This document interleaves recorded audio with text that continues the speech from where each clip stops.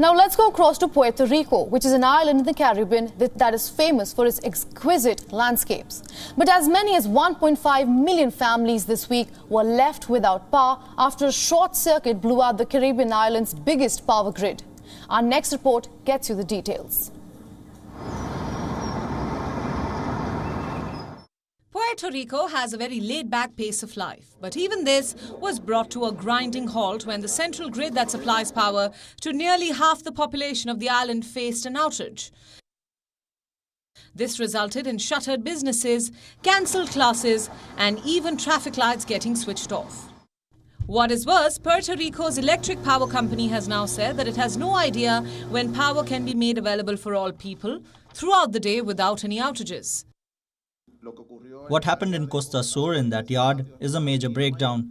It requires a complete reconfiguration of the output of the lines that are needed to be able to put these units into service, as I've mentioned.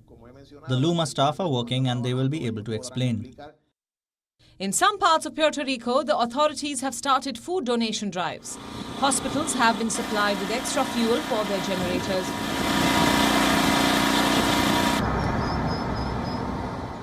But all these are temporary measures, and a lasting solution will require the electric company to inspect, certify or replace its aging equipment.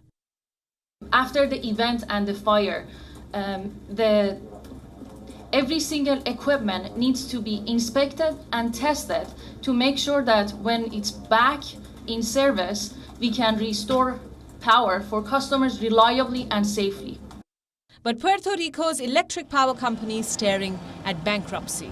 It has a total debt of more than $9 billion.